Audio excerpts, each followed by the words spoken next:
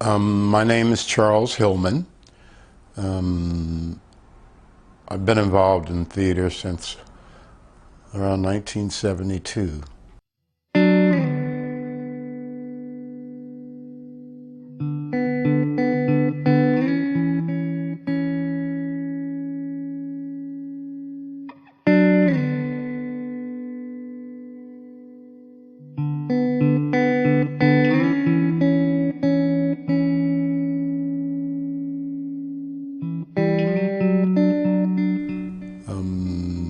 I was involved with the theater at Thomas Jefferson High School, where I graduated in '72, and worked with Christopher Perry Nichols, who would later come back in my life in theater with a company he started called New Arts Theater. Then I got involved with an organization called the Dallas Minority Repertory Theater. We did multicultural productions. Then after that, we started an organization called Ghetto Arts Theater, which later became the Afro-American Artist Alliance, which was a touring company. We went in housing projects. Our philosophy was to take theater where there was very little artistic activity. Prisons, hospitals, and we set up a flatbed truck and a little tent with our dressing room, and we do plays. I was involved with the organization that dealt with plays that oftentimes were not produced, and oftentimes as an actor we had to do roles as butlers and those kinds of subservial roles. Never were we allowed to do any main character roles.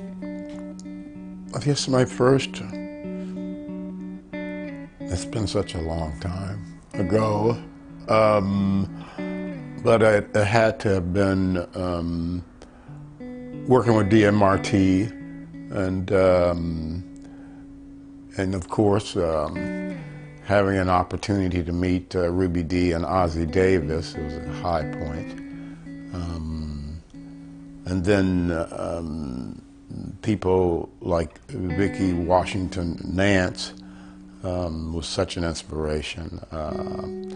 We had a van that we'd travel around the country touring. Matter of fact, one of Ted Shine's plays, Contribution, and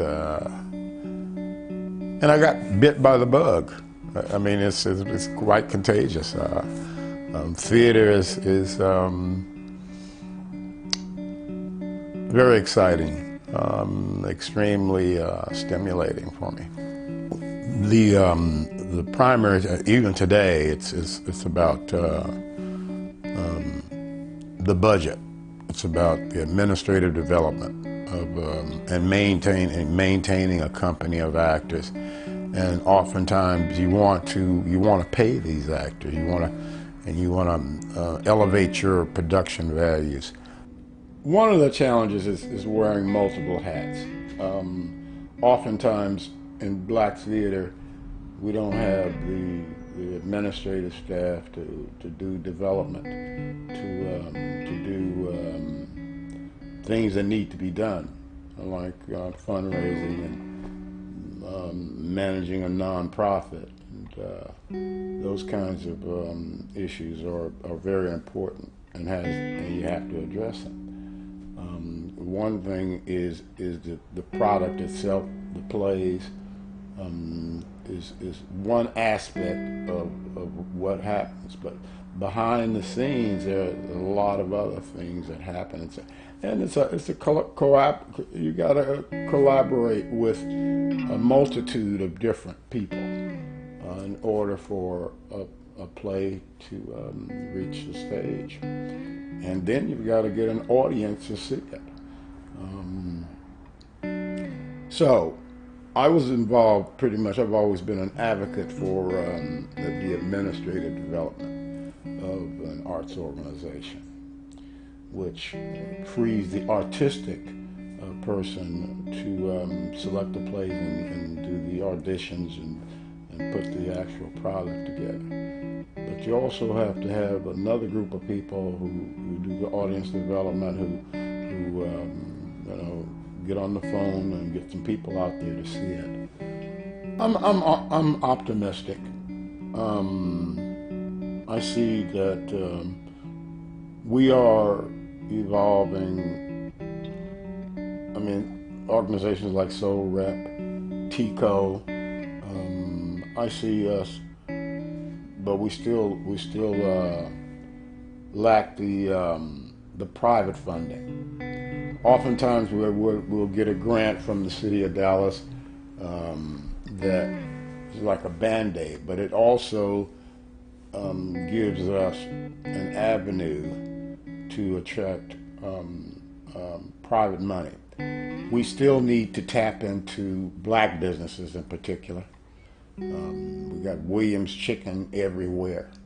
We've got the funeral homes, and the black churches need to play a more active role in supporting black theater and arts education.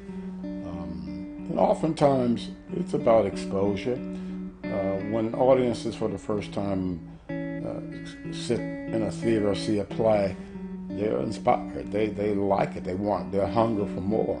And we have such a wealth of plays that have been written and are being written that we haven't produced yet. I mean, most people, you say, well, what plays have you seen? Well, they'll say, A Raisin in the Sun. They'll say, well, that's about it after that, but there's, you got Ruin is a wonderful piece of theater. There are plays that deal with, I was looking at a program the other day, One Monkey Don't Stop No Show is a classic that I love. But I think that Dallas is ripe. Dallas is becoming, it's a major city now. It was a town when we started. And we went to places where there was very limited cultural activity.